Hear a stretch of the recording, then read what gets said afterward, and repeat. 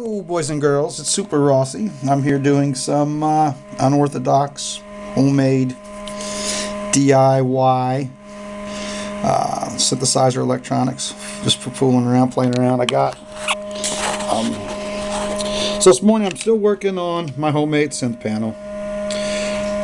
Like I showed yesterday, I had the oscillators 1 and 2 hooked up with CV controls that hook right to the just 2 connections hooked to the pots. And the LFO that'll modulate, and the LFO is going to modulate several of the devices around the board via Vactrol. And I only put a photoresistor on the LED inside the flashing LFO with 2 waves, the triangle and the square. I figured that way. I mean, if I'm not going to put a Vactrol in every unit on the board, because then there'd be a whole lot of photoresistors to use when I could just use 1 Vactrol in here and then just took 2 wires to the pot. So I've got a filter here that I've twisted up. I already got one put in the unit. I already got the filter in. I got the filter in this morning. This is just a demonstration of a filter. I've twisted the filter up on a playing card point to point. It's an active filter. It's a T filter based on this low wah T. It's the same type of filter I used to make little wah-wah pedals and stuff with. Just a little T circuit. And I placed it inside behind I put it in one of these, and I took one of these and I took all the points out and put them to the pot and to the connections. And so there's one of these in the back side of the board that I will cover in epoxy. So here we go. We got let's try. Oh, fuck. Drop the camera. Okay, that's cool. Here, let's get a, okay, where am I at? Let's get a triangle wave going off oscillator 2. And then we're controlling the filter. This knob controls the filter. I'm having trouble holding the camera and the board.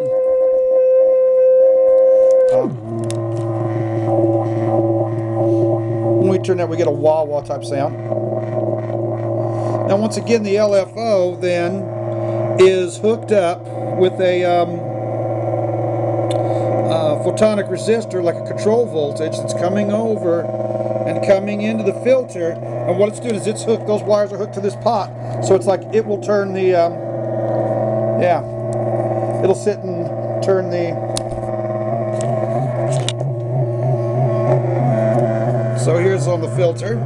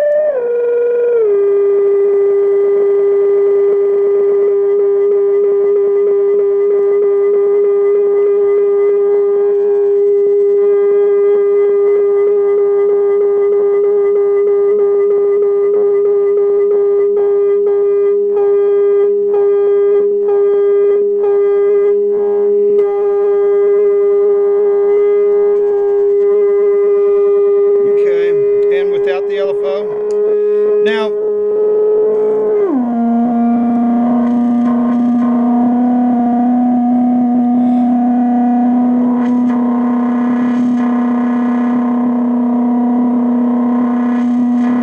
what I need to do is I'm going to put a on-off switch on the filter, but at the same time I'm going to use a double pole switch so that when you turn it down, it'll act as a true bypass. In other words, I'll just put on the other, since it's a double pole on the other side of the switch, when you switch it down, it'll make the contact to send the end right back out, so you're not running through an unpowered active filter, causing it to bog down. So you could quickly just switch off the filter without any hindrance to your squealy noises. So I've still yet to put in the but that's just wiring up the switch, wire the power. To simply put in a true bypass is just as simple as getting behind here where the positive comes into the battery and cutting the positive wire and putting it on one side up here, the switch on one side, and then on the other side of the switch, actually it'd be the top side of the switch for the out, the bottom side of the switch for the power. That way when you flip it up, the power would be on because it's opposite.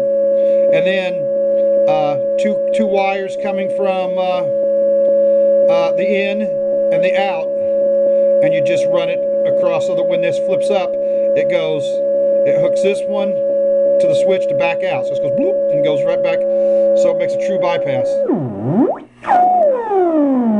Okay, and the next thing I'm going to do is hook up this little amplifier, and so all this stuff, I'm just making this stuff out of just inexpensive components, you know, transistors and diodes and resistors, and building it right on like a playing card, and just stuff I found from the dollar store, and components that I've hacked like a Jawa, you know, just anything I can, you know, and so it's pretty fun and pretty simple.